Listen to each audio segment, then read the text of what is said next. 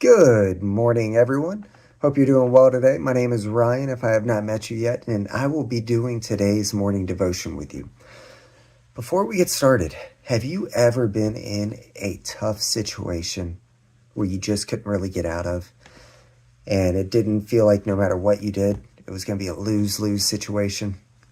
I know for me, uh, I've had a long career in retail management. I actually worked for Nike for a long period of time. And with our scheduling, there were ups and downs, peaks and valleys of our staffing. We would always ramp up for back to school and holiday time and have a whole lot of hours to spare. And after the holiday season, everything just kind of falls off a cliff.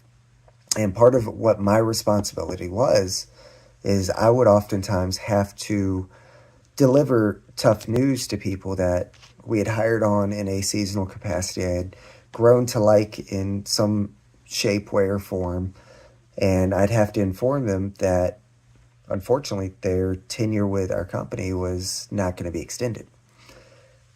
It was always a tough situation, especially for the individuals that you did grow fond of, and it's like, oh man, you see potential in these individuals.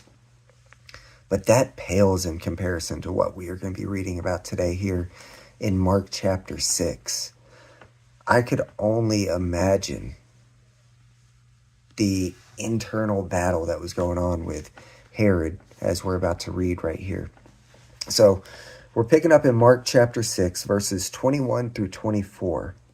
It says, "Then an appropriate day came when Herod on his birthday gave a feast for his nobles, the high officers, and the chief men of Galilee.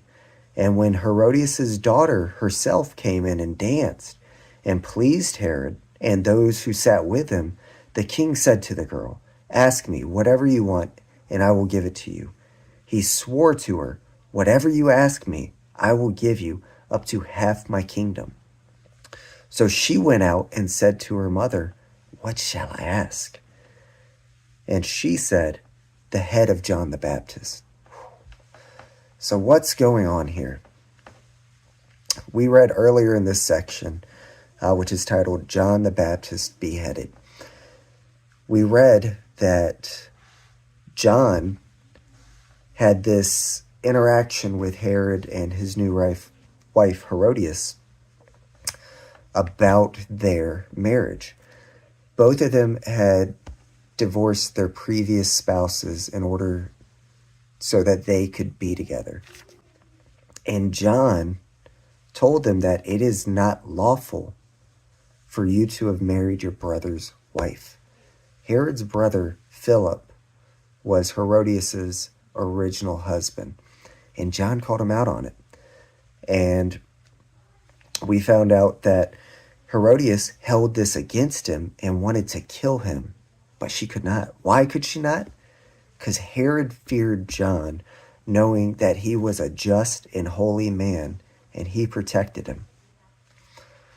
So Herod here is between a rock and a hard spot. He respected John. He knew he was just. He knew he was holy, and knew he was correct in what he was saying.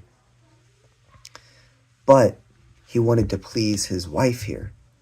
And he had just stuck himself even more in a pickle when saying to the girl, who ended up being Salome, that whatever you want, I will give you up to half my kingdom. So he really put himself in a tough spot here. And Salome, it says girl here, but it likely was a adolescent to early 20-year-old woman who danced in a provocative manner. It's believed that she was single in her own accord here. So that elicited some responses, and Herod really was between a rock and a hard spot here. So you take a look at that and you see the relationship and how he viewed John as a just and holy man. And that mirrors what we see with Pilate and Jesus. Not every single thing, but Pontius Pilate, when Jesus was put on trial before him, he found no fault in him. He wanted nothing to do with it. But what happened? The Jewish leaders demanded Jesus' blood. The Jewish leaders demanded that he was crucified. And Pontius Pilate, he was stuck between a rock and a hard spot. And he ended up making the decision to hand Jesus over and crucify. Just as we know that Herod here ends up agreeing and having John the Baptist beheaded. But what can we learn from this, guys? We can learn that we need to be careful with what we tell people, and that our words truly matter. We cannot make or say things based on immediate feelings, what we're feeling right at the time. Because what we might be feeling right now is just that. It's a feeling. It's not truth.